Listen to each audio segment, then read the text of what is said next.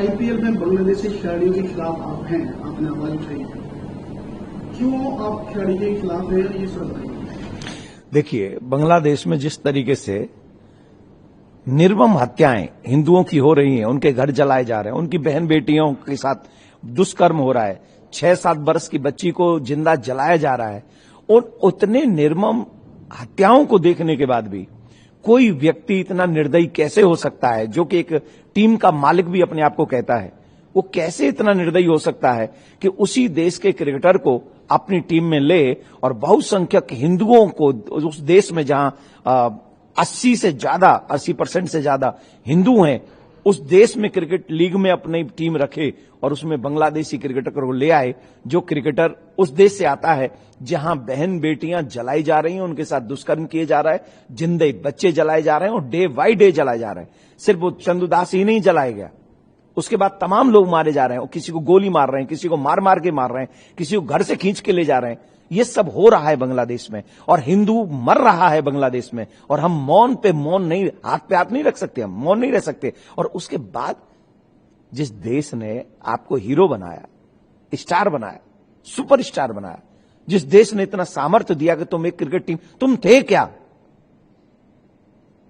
तुम एक सीरियल में काम करते थे, छोटा सा काम, 500,000 रुपए पर डे पे काम करते थे।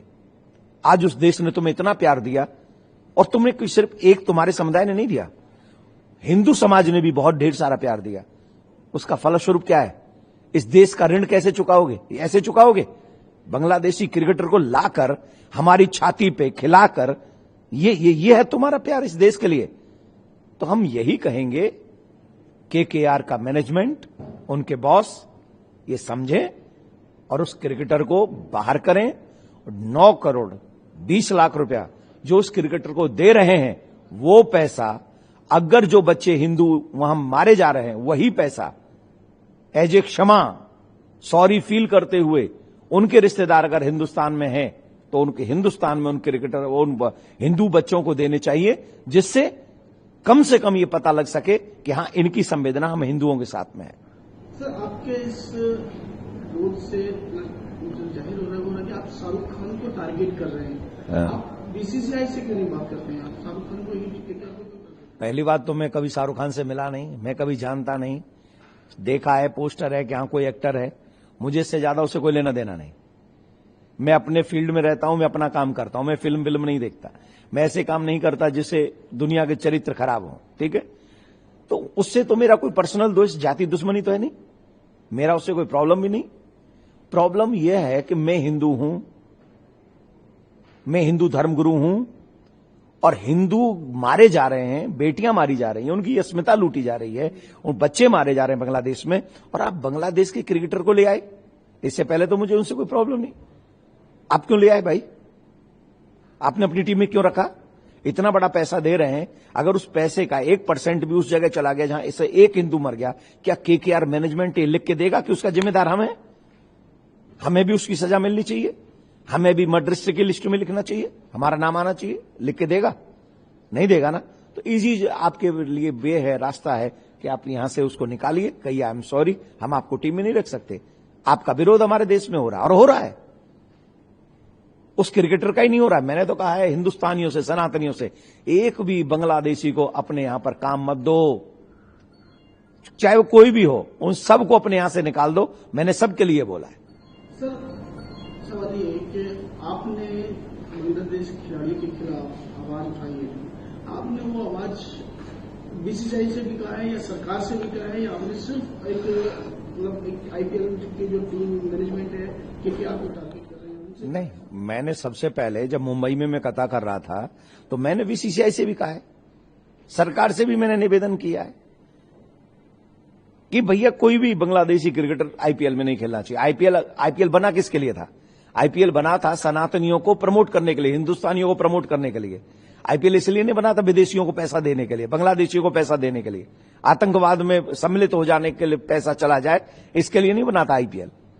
तो मैं सीधी सी बात कह रहा हूं कि चलो वो बीसीसीआई ले आए, खरीदा तो आपने, और भी तो 7 टीमें हैं, उन्होंने तो किसी ने नहीं खरीदा, आपने क्यों खरीदा?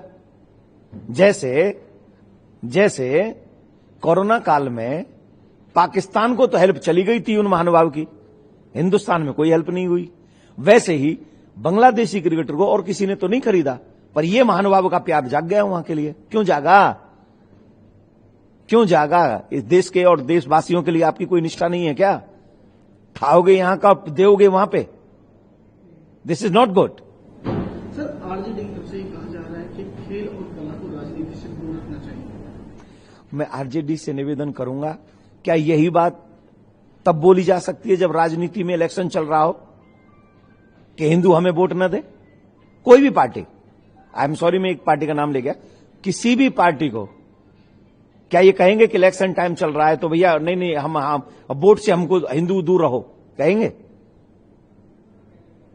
जब वोट डले तो सब हिंदू चाहिए, और जब हिंदू मरे तो तब क्रिकेट को दूर करो, इनमें मत रखो, संगीतज्ञों को दूर रखो, इनसे दूर, इनसे मतलब इनको इन्वॉल्व मत करो।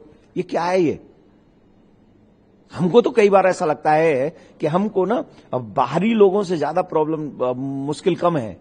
अपने ही लोग नहीं समझते, अपने लोगों के साथ नहीं खड़े होते। 6 वर्ष की बच्ची जिंदा जल रही है, ये दिख नहीं रहा हम सबको? क्या उससे भी ऊपर हमारी पार्टी है? उससे भी ऊपर क्रिकेटर है? एक बच्ची जिंदा जल रही है, बच्ची जिंदा जल रही है, उसे जलाया जा रहा है कंट्री में, और हमारे राजनेता लोग कहेंगे कि नहीं आप क्रिकेटर को अलग रखो, क्रिकेट को अलग रखो, संगीत अलग। अरे भाड़ में जाए क्रिकेट, चूल्हे में जाए संगीत। हमारे लिए सबसे ज्यादा महत्वपूर्ण अगर कुछ है तो वो महत्वपूर्ण है हमारे हिंदुओं की जान, हमारे संस्कार, हमारी संस्कृति।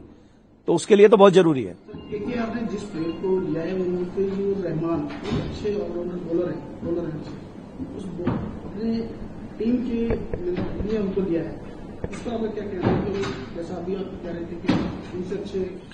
भैया तुम्हें बांग्लादेशी क्रिकेट चाहिए, हमसे बात करें ना, केकेआर मैनेजमेंट हमसे बात करे, उससे अच्छा बॉलर दे दें, ऑलराउंडर दे दें, हिंदू दे दें, ऐसे ऐसे हिंदू दे दें कि मतलब वो मालिक आके खेलने लग जाए तो एक बॉल ना खेले उन पे, और एक बॉल ऐसी ना कर सके जिसमें चौका छक्का ना पड़े उनकी पे। केकेआर का मालिक ही करे बॉल उनको, मैं ऐसे खिलाड़ी दे देता हूं उनको।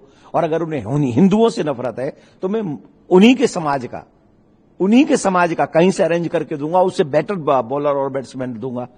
हिंदुस्तान का लो ना आप, वो पैसा हिंदुस्तान को दो ना आप, हिंदुस्तान को पैसा दो, और आपको देना चाहिए।